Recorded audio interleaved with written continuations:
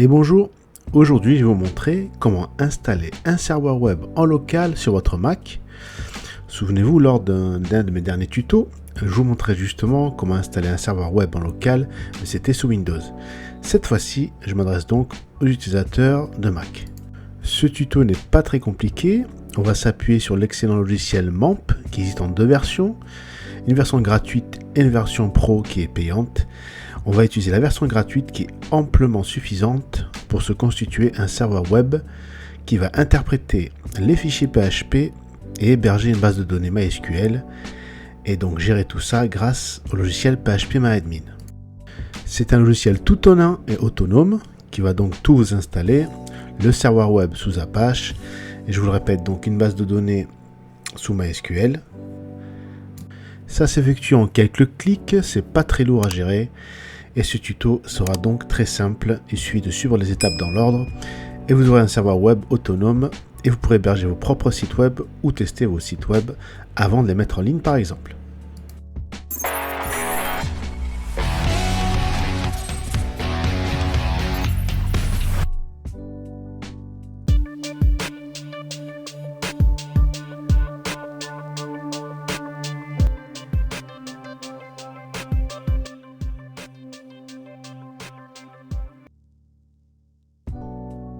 La première étape consiste donc à télécharger le logiciel MAMP. Vous trouverez bien sûr en description tous les liens en téléchargement et les paramètres système. Je me rends donc sur le site de MAMP, mamp.info, et ici j'ai droit à trois versions. Une version pour les processeurs Intel, ici sur la gauche, une version pour les processeurs M1 sur la droite, et même une version pour Windows. Moi ici j'ai un MacBook Pro sous Intel, donc je clique sur MAMP version Intel. Je procède au téléchargement. Ça dure que quelques secondes. Et à la fin du téléchargement, je vais cliquer sur le package et donc initier l'installation de MAMP, le logiciel intégré. Ici, très simple, je fais continuer, encore continuer. Là, j'accepte l'accord de licence, continuer. Là, je choisis une Macintosh HD, je fais installer et bien évidemment, je mets le mot de passe de session, ici de l'utilisateur Networks, et je clique sur installer le logiciel. Voilà, ça dure environ 2-3 minutes. J'accélère un petit peu la vidéo. Et donc au bout de 2-3 minutes, j'ai le logiciel MAMP qui est installé sur mon Mac.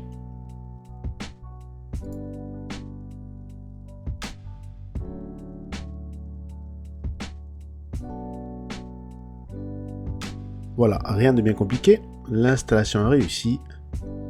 Je peux cliquer sur fermer et placer le package dans la corbeille.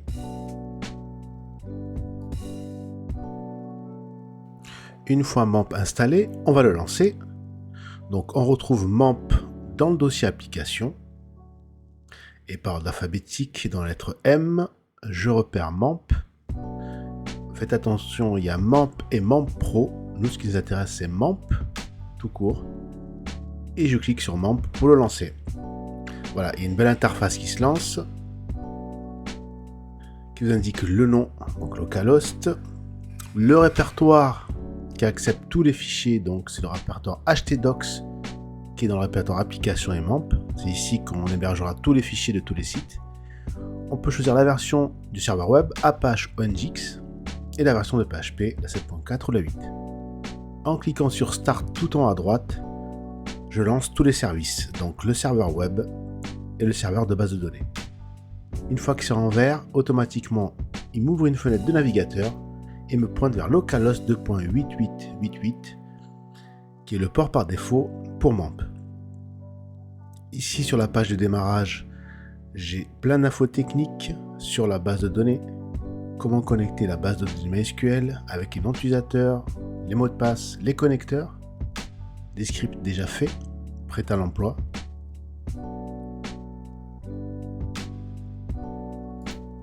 Donc une page de démarrage qui peut être très utile pour vos futurs projets.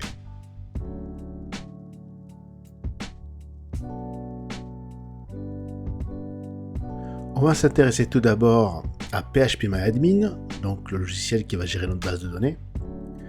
Il suffit que je clique sur MySQL et sur le petit lien en bleu phpMyAdmin et ça va me lancer dans le navigateur phpMyAdmin. Donc c'est localhost 8888/phpMyAdmin5.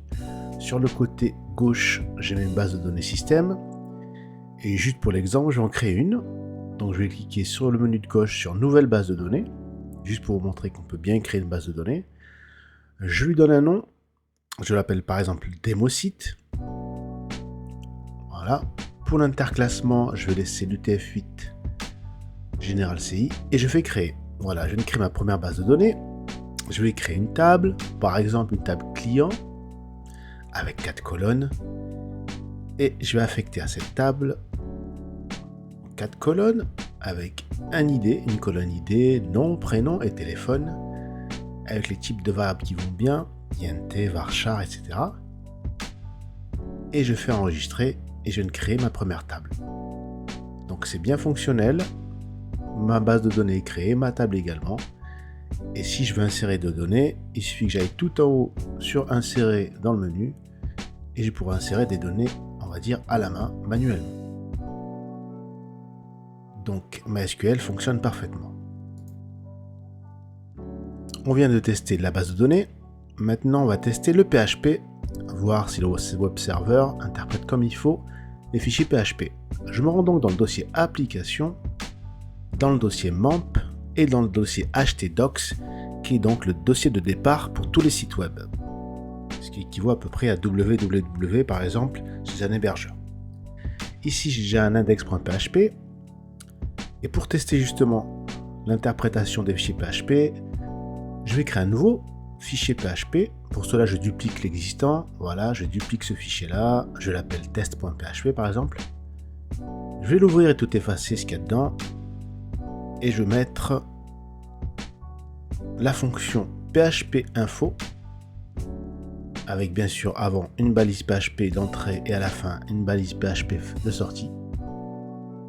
Et je fais enregistrer, ce qui va me permettre de voir si le PHP est bien interprété et fonctionnel. Je retourne donc sur le navigateur, je tape localhost 2.8888/test.php. Et voilà, j'ai bien la fonction PHP info qui est interprétée et fonctionnelle. Donc ça prouve bien que mon serveur web sous Apache interprète comme il faut les fichiers PHP.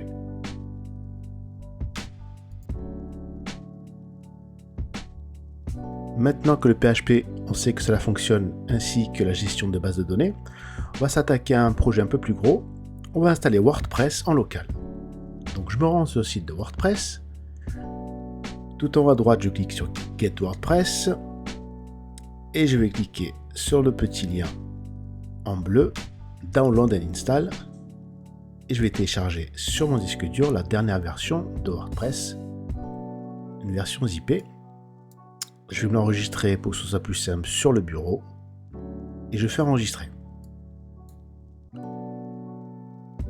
Une fois téléchargé, je vais dézipper le fichier WordPress dans un dossier qui se trouvera également sur le bureau. Donc je clique 2 fois dessus. Donc cela procède à la décompression de mon fichier WordPress. Une fois décompressé, je vais tout simplement copier le dossier WordPress dans le dossier de départ htdocs. Voilà, dans le dossier htdocs de MAMP. Je vais renommer le dossier en DemoSite, ça sera plus simple et plus joli même. Et si je rentre dedans, j'ai bien tous les fichiers pour WordPress. Je lance maintenant le navigateur. Je tape http://localhost 8888/demosite, qui est le répertoire qui est donc dans mon dossier htdocs. Et on me propose l'installation du CMS WordPress. Première étape assez classique, je choisis la langue. Donc français. Je clique sur continuer. J'arrive à l'écran de bienvenue de l'installation de WordPress. Je clique sur c'est parti. Et ici, donc, il faut paramétrer l'installation avec le nom de la base de données, l'identifiant, le mot de passe, ainsi que l'adresse de la base de données.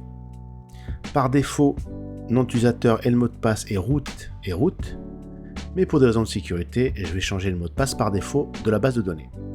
Donc, je retourne sur phpMyAdmin en tapant localhost 2.888/phpMyAdmin5. Je clique sur ma base de données DemoSite que j'ai créée au début du tuto. Je clique sur privilèges tout en haut et je choisis l'utilisateur root avec le nom d'hôte localhost et je clique sur éditer les privilèges. Tout en haut, je clique sur change password et je vais donc saisir un nouveau mot de passe. Ici, je mets un mot de passe très simple pour le tuto. Je vais mettre password par exemple, juste pour vous montrer la manip. Je le retape une seconde fois et je fais exécuter. Donc cette fois-ci, le mot de passe ne sera plus root, le mot de passe par défaut, mais le mien, ici j'ai mis par exemple password. Je reviens à l'installation de WordPress, donc je mets le nom de la base de données, DemoSite, l'identifiant en root, le mot de passe password que je viens de créer à l'instant, localhost étant l'adresse de la base de données, et je mets un petit préfixe de table, par exemple wp-demo. Je lance l'installation et c'est terminé.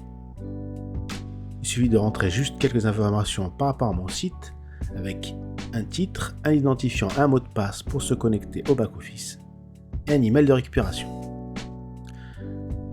Si vous voulez que votre site soit référencé par les moteurs de recherche, il ne faut pas cocher cette case, mais moi je la coche car il s'agit d'un site en local, donc je n'ai pas besoin de cette fonctionnalité. Voilà, je clique sur installer WordPress. On a enfin terminé l'installation. On va cliquer sur se connecter en rentrant nom d'utilisateur et le mot de passe que l'on a créé. On clique sur se connecter et ça y est, on est connecté au tableboard de WordPress. J'ai donc bien un WordPress fonctionnel qui fonctionne bien sur mon serveur web en local. Si je lance le site également se lance et est bien interprété par mon serveur web.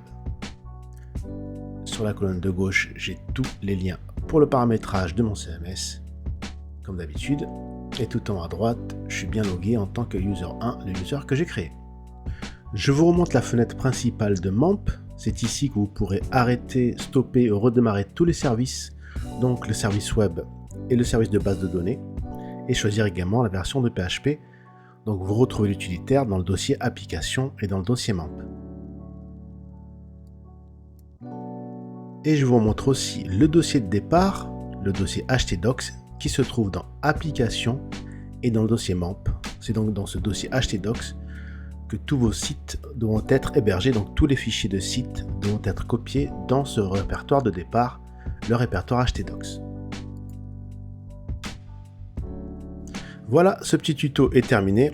Je vous montrerai très rapidement comment créer un serveur web en local sur un Mac à la manière de Windows, mais cette fois-ci pour les utilisateurs de Mac, en installant tout simplement le logiciel MAMP, qui est l'équivalent du logiciel WAMP Server sur Windows. Et ce logiciel vous installe tout, c'est-à-dire le serveur web et ainsi que le logiciel de gestion de base de données. Et il suffit ensuite de copier tous ces fichiers dans le fichier htdocs du dossier MAMP et de créer ses propres bases de données grâce à l'outil phpMyAdmin qui est déjà préinstallé. Vous n'aurez donc plus d'excuses pour créer votre propre site web en local ou pour tester des projets avant de les mettre en ligne. Et tout ça sur un Mac.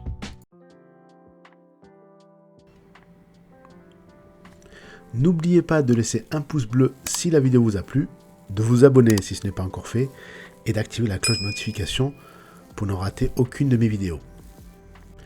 Merci et à bientôt pour une prochaine vidéo.